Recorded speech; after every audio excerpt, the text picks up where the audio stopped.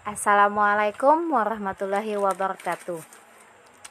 Kita kembali lagi dengan pembahasan soal KSM tahun 2013, KSM tingkat kabupaten kota. Soalnya bisa di-download di Google ya. Ini nomor soal 10. Tentang pecahan. Saya bacakan soalnya. Bila 5x per 9 salah kan? Maaf 5x per 3 lebih besar daripada 90 per 11 dan lebih kecil dari 76 per 9, maka bilangan bulat X yang memenuhi adalah berapa? Oke, silakan Pak. Yang ditanya X-nya Pak. X sama dengan bla bla bla bla. Baik, terima kasih Bu Irma. Kali ini kita membahas tentang pecahan ya. Pecahan. Prinsipnya pada dasarnya pecahan itu sama caranya. Jadi untuk pecahan kalau kita mencari penjumlahan, pengurangan atau perbandingan selalu harus penyebutnya dulu dikerjakan. Penyebut yang mana sih? Yang di bawah. Yang ini namanya pembilang. Ini penyebut yang di bawah. Yang di bawah penyebut, Pak. Penyebut. Jadi langkah pertama adalah menyamakan penyebutnya. Nah, di sini yang ditanyakan adalah X-nya. X-nya berapa sih? X berapa? Dimintanya bilangan bulat. Bilangan bulat itu apa, Pak? Bilangan bulat itu bilangan yang dimulai dari 0. Kalau berarti kalau minus itu bukan bulat. Minus bulat. Hanya saja dia tidak ada pecahan 0, atau 0 atau 1 per berapa, tidak ada pecahannya. Dia bulat. 1 2 3. Berarti min 1 min 2 itu termasuk bulat. Cuman dia masuknya ke bulat negatif. Jadi mulai dari 0 kalau ke kiri bulat negatif, ke kanan bulat positif. Berarti bilangan bulat itu bukan bilangan yang dimulai dari 0. Tapi terus? Bilangan yang tidak pakai koma. Oh gitu ya. Boleh sih. Nah, yang pertanyaannya adalah X itu berapa gitu. Langkah pertama adalah kita harus menyamakan penyebutnya. Untuk menyamakan penyebutnya kita harus mencari KPK-nya. KPK itu apa, Pak? Kelipatan persekutuan kecil. Jadi angka berapa yang kelipatan dari 3 bilangan ini yang bisa dibagi 9, 3, dan 11. Ini materi yang kemarin yang bilangan prima itu ya, Pak? Iya, betul. Jadi pertama adalah kita akan mencari faktor dari 3 bilangan ini. Faktor caranya adalah dengan membagi bilangan-bilangan penyebut ini dengan bilangan-bilangan prima. Bilangan prima itu angka-angka yang hanya bisa dibagi dengan dirinya sendiri dan angka 1. Contoh angka 2 hanya bisa dibagi angka 1 dan angka 2 sendiri. Di sini ada angka 2, 3, 5, 7, 11, 13, 17, 19 dan seterusnya. Nah, kita cari faktornya dulu. Yang dari pertama yang angka 11 dulu. Angka 11 faktornya kita cari di sini. Bisa dibagi 2? Tidak. Bagi 3? Tidak bisa. Bagi 5? Tidak bisa. Itu ada angka 11, Pak. 7. Oh, ada angka 11 sama. Maka ini faktornya berarti 11. Kita tulis saja faktornya 11. Titik. Kemudian angka 3 juga bilangan prima juga. Maka kita faktornya hanya 1, berarti faktornya adalah 3. Kemudian angka 9. Angka 9 bisa dibagi angka berapa ini? 3. Bisa dibagi angka 3. Dibagi angka 3 hasilnya 3. Maka faktor dari 9 adalah 3 pangkat 2. Angkat 2. 3-nya ada 2. 3 kali 3 sama dengan 9. Setelah ketemu faktornya, kita ambil angka-angka yang berbeda. 11. Terus titik, nanti dikalikan 3. Ini 3-nya ada kembar 2. Ambil yang pangkat sebesar. Ya, karena kembar kita ambil yang pangkatnya lebih besar. Jadi kita ambil 3,2. Setelah ketemu, kita kalikan 11 kali 3 pangkat 2 itu 9, sama dengan 99. 99. Nah, setelah ketemu 99, nanti semua penyebut ini dirubah ke angka 99. Ada semua.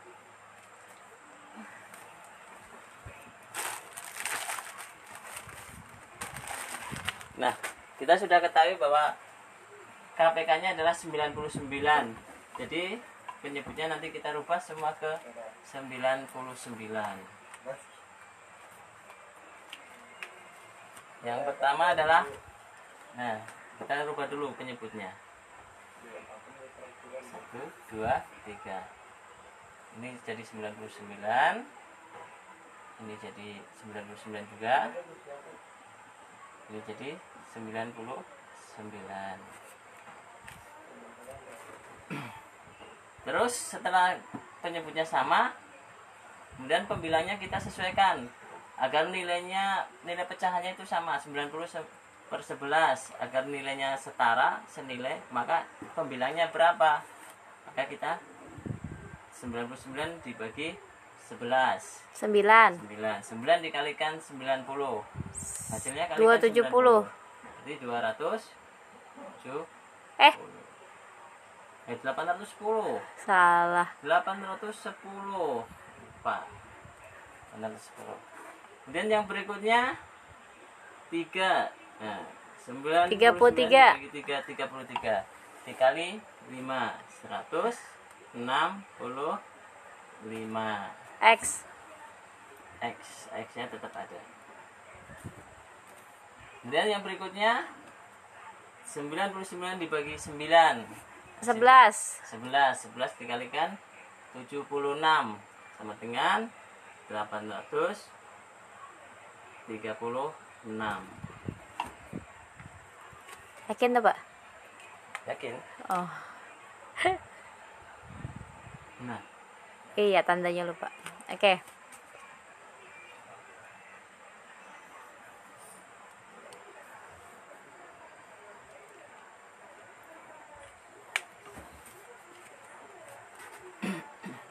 baik.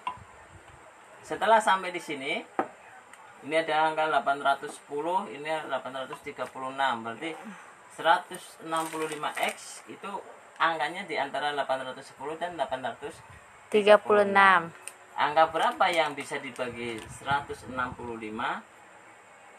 Hasilnya posisinya berada di Antara 810, antara 810 dan 836.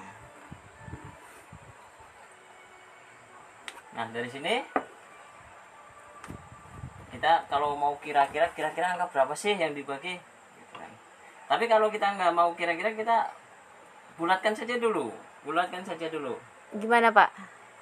Itu udah dibulatin, Pak. 165X. Nah, ini 165-nya kita bulatkan dulu. Menjadi? Kita jadi angka 200. Nah, Misal. kita cari angka 200. Angka 200 dikali berapa? Yang hasilnya itu mendekati 836. 83 kali 4, Pak. Karena ini lebih, berarti harus lebih dari 36. Kali 4.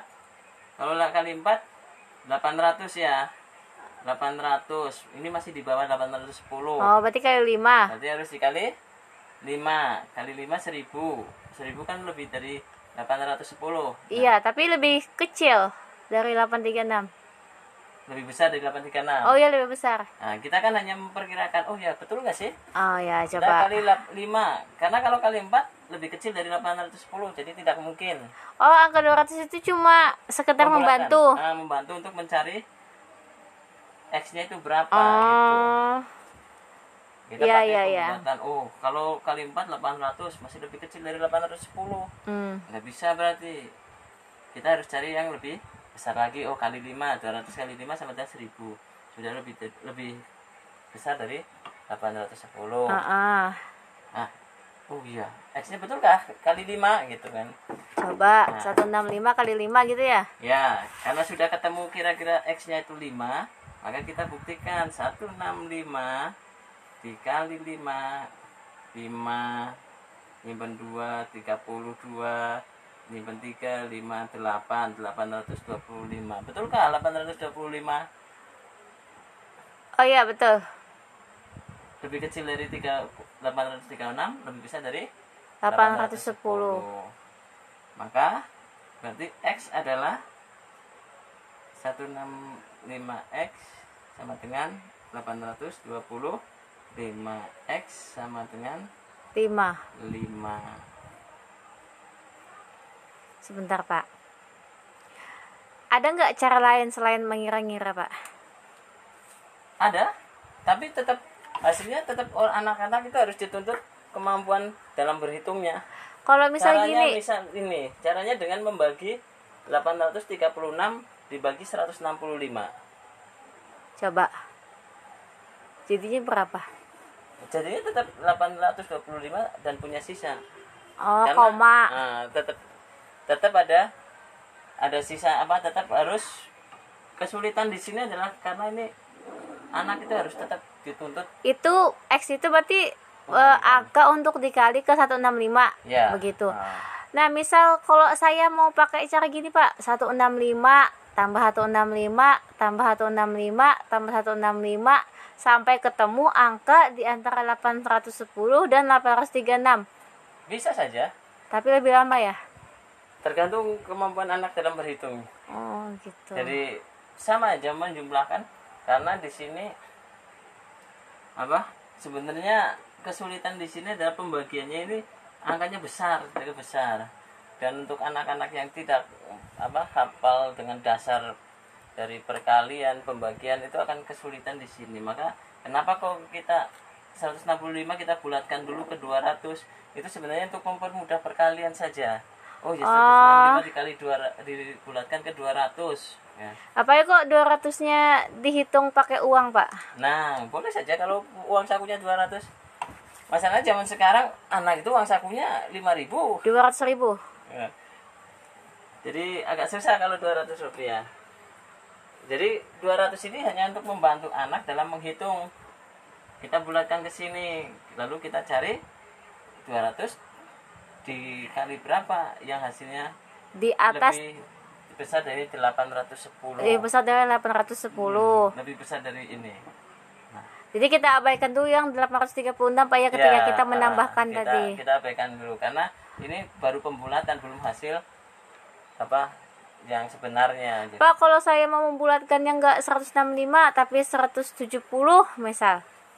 Bisa saja. Asal saya cepat gitunya 170 kali 2 kali 3 kali 4 kali 5 berapa? Begitu ya? Ya, kelemahannya di situ lagi-lagi masalah perkalian anak itu yang agak ini menuntut untuk cepat, apalagi dengan perlombaan kan kita dituntut waktu cepat gitu kan.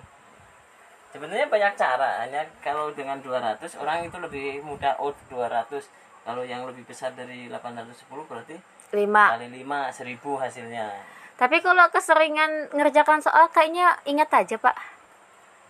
Kira-kira itu kalau main kira-kira insting Pak ya. Ya betul insting. Jadi ada yang ada peribahasa Allah bisa karena terbiasa, jadi kebiasaan orang dalam mengerjakan soal menjadikan dia mampu memahami soal-soal seperti itu. Gitu kan. Jadi intinya the power of repetition Mbak ya, kekuatan dalam mengulang. Betul, ini ada Kakak Tiha nih, ikut lihat nih. Nggak tahu Kakak Tiha apa bundanya nih. Jadi kembali lagi ke masalah belajar anak juga. Kalau ini gimana caranya, sedangkan dia basicnya tidak mampu berhitung dan tidak menemukan cara yang mudah, akan kesulitan besar di situ.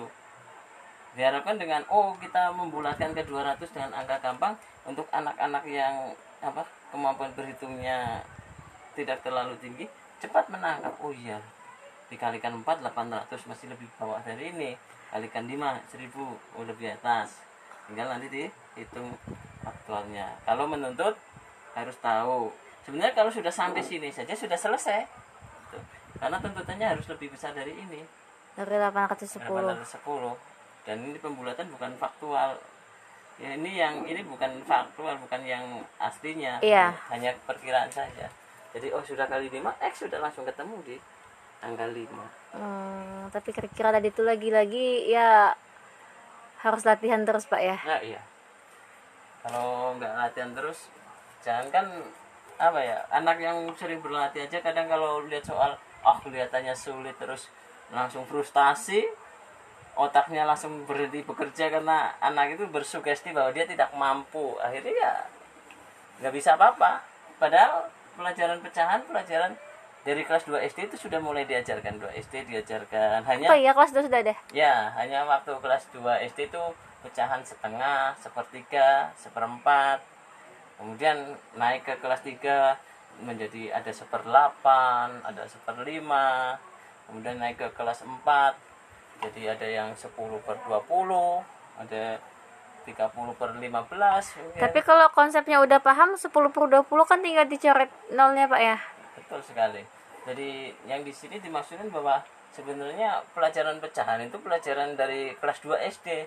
Hanya kemampuan anak dalam mengembangkan pemahaman soal saja gitu kan. Karena lagi-lagi ya namanya sains, namanya pengetahuan itu dituntut anak itu cerdas dalam memahami gitu kan. Jadi kita sudah mendapat dasar. Kalau kemampuan anak memahami itu nggak ada, ya akhirnya dasar itu tidak terpakai. Tapi cerdas juga bisa diasah kan Pak ya? Cerdas itu bisa berlatih. Jadi pengalaman itu menjadikan anak itu cerdas dalam menilai, cerdas dalam memahami permasalahan. Jadi dalam artian kecerdasan itu bukan hanya sebuah bawaan dari lahir, tapi kalau kita berlatih terus itu bisa menjadi anak yang cerdas. Kecuali orang jenius memang Itu beda Pak. bawaan gitu kan. Perbedaannya di situ. Tapi tetap orang yang mau berusaha akan lebih baik daripada orang yang mengandalkan bawaan, bakat bawaan. Meskipun bisa saja dia lebih menguasai Ya. di bidang tertentu ya. Jadi ada orang yang berbakat tanpa belajar pun dia bisa memahami suatu soal. Ya, sambil tidur pun udah tahu gitu ya. Tapi ada orang yang maaf kategorinya mungkin dia kurang pandai gitu kan. Tapi dengan ketekunan dia bisa menjadi sama dengan yang berbakat, bahkan lebih gitu. Kayak cerita kura-kura yang lampat itu Pak ya. Bapak pernah dengar gak dongengnya? Wah, saya belum pura-pura yang lambat. Nanti kita dongeng deh. Tapi dari pengalaman yang saya alami sendiri, banyak anak-anak yang IQ-nya itu di atas, tapi karena dia malas, begitu belajar kalah prestasinya dengan anak-anak yang tekun belajar. Apalagi tambah teliti Pak ya. Nah, ketelitian itu kaitannya dengan ketekunan, kehati-hatian orang itu kan, kesabaran orang. Kalau ketelitian itu kalau anaknya nggak sabar cenderung kurang teliti. Kalau untuk belajar gimana sabar, ya mungkin dia harus berlatih mengerjakan sesuatu yang membutuhkan waktu lama dan konsentrasi tinggi. Seperti Mewarnai misalkan. ya jangan mewarnai itu Pak, nanti jadi iklan. Apa merajut? merajut lebih agak Tekun rumit itu. ya, karena lebih pembelajarannya lebih sulit lagi daripada sekedar mewarnai. Kalau mewarnai memang benar-benar hampir semua orang itu bisa gitu kan. Oh, belum tentu. Hampir semua orang bisa mewarnai, nggak asal dia mau belajar. Tapi merajut itu perlu tekniknya. Sama Pak, gitu. semua skill itu bisa dipelajari Pak. Terus dia harus paham fungsi-fungsi alatnya gitu Sama kan. toh Pak. Kalau mewarnai dengan 12 warna saja sudah bisa bikin gambar cantik. Iya, ya. kalau udah dapat tutor ya gitu. Kalau belum ya nggak paham juga, belepotan semua. Jadi ya semua ilmu memang perlu guru gitu kan. Dan kalau ketelitian itu perlu kesabaran gitu. Jadi kalau mau sabar, belajarlah sesuatu yang terus menerus dan membutuhkan waktu yang lama serta tuntutan konsentrasi tinggi. Seperti Bapak ya, perlu sabar ngadepin saya. Ya, kalau itu sudah mati. Kalau itu apa ya? manusia hidup nanti, karena kita akan merasakan lagi lah namanya kita bersahabat dengan seseorang, nanti pasti kita akan ada orang yang bersahabat dengan kita gitu. Seperti Oke. ada anak-anak yang bersabar dengan temannya, nanti dia akan ada temannya yang sabar ke dia, sabar ya, jangan nangis. Oh iya, dia nangis di kelas Bapak ya. Kembali ke situ. Jadi untuk pelajaran matematika sebenarnya bukan bukan pelajaran yang sulit deh, susah, bukan yang susah atau sulit ataupun menakutkan. Justru ini ilmu pasti Pak ya. Ya, ilmu pasti dan jawabannya hanya ada satu gitu. Tidak akan ada yang lain. Tapi caranya bisa banyak. Caranya banyak tapi jawabannya satu. Hanya saja terkadang orang itu melihat angka itu sudah Mumet. bosan dulu, malas dulu. Tapi kalau angka rekening saya nggak bosan. Nah, kalau duit anak kecil pun suka dia. Dikasih 2.000 aja minta 5.000 anak kecil sekarang. Jadi yang terpenting adalah mensugesti otak kita bahwa saat menghadapi soal, saya bisa mengerjakan. Oh, ini tantangan. Ini Oh, ini game. ini perjuangan, ini harus saya berusaha dulu gitu kan. Jangan membiasakan bersugesti, aduh susah ini, nggak bisa saya ini mengerjakan. Kalau seperti itu akhirnya stimulus ke otak kita terhenti. Oh ya sudah, otak kita pasti akan menanggapi dengan tidak bisa. Karena pelajaran-pelajaran seperti ini itu berkesinambungan dari SD, kelas 2, SMP nanti masih dipelajari, SMA bahkan nanti masih dipelajari. Iya, betul. Di perguruan tinggi pun nanti dipelajari. Jadi sebenarnya apa ya? Ibaratnya kayak kita makan setiap hari. Ini makan, nanti makan lagi, nanti makan. Terus lama-lama juga paham rasanya nasi ya, seperti apa rasanya ikan bakar, seperti apa. Ya itu enak Pak, nggak mumet. Jadi seperti itu. Lain dengan pelajaran IPA, IPS. Mungkin sekarang kita belajar IPS bahwa Provinsi Indonesia 34. Heeh. Tahun depan bisa jadi 35. Orang Undang-Undang Dasar aja dulu cuman berapa pasal? Heeh. Sekarang sudah sampai berapa puluh? Ada pasal A, B, C-nya sudah bertambah.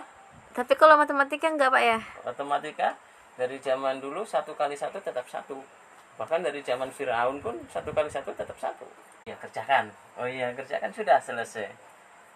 Yang kerjakannya nggak tahu rumusnya gimana Pak? Kalau sudah belajar dari kelas 2 SD sebenarnya kan sudah sama ini pelajarannya. Kelas 2 SD sudah diajari 1/3 dengan 2/3 besar mana, perbandingannya mau tanda ini atau ini atau ini. Saya ingat saya lebih besar lebih kecil itu kelas 1. Kelas 2 kalau yang pecahan. Yang enggak, yang tanda. Ya, Lebih besar, tandanya, lebih ya. kecil sama dengan itu kelas 1. Nah, tapi kalau pecahan itu di kelas 2 mulai mengenal pecahan, membandingkan pecahan, terus sampai nanti kelas 3 sudah mulai pecahan senilai. Kelas 4 sudah mulai seperti ini. Pakai X, pakai X itu ya. Ini. X itu. Pakai X-nya belum. Pak, boleh nggak X itu diganti huruf lain? X itu terlalu menyeramkan. Waduh, Sebenarnya boleh nggak sih, apa memang matematika itu gimana ya? Sebenarnya ini hanya aslinya sih bisa diganti, mau diganti A atau B atau C. Hanya saja kebiasaan mungkin kebiasaan orang-orang yang belajar matematika X, Y, Z. sumbu X, Y, Z, nilai X itu seringnya seperti ini, maka menjadi kebiasaan menuliskan X. Terus Y, Z. X-nya bentuknya begitu pula. Itu udah ngeliat X gitu ya udah mumet Pak. Baru ngeliat aja udah mumet kalau X yang begitu. Silakan diganti saja kalau mau coba. Kau tahu mau diganti dengan inisial nama masing-masing supaya lebih senang. Kalau apa di pelajaran matematika agak susah untuk mengganti inisial masing-masing kan.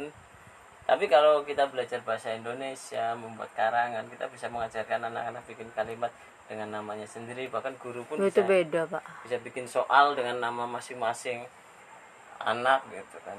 Satu kelas masuk semua ke soal, dalam soal ulangan bikin soal, nama anak semua masukkan di soal, kan senang anak-anak. Wih, nama saya keluar di soal, bahagia mengerjakannya. Iya, padahal soalnya Susah soalnya. bukan, soalnya mencuri mangga gitu. Jadi seperti itu. Dan nih Pak ya, coba di sekali lagi Pak, diulang dari atas. 90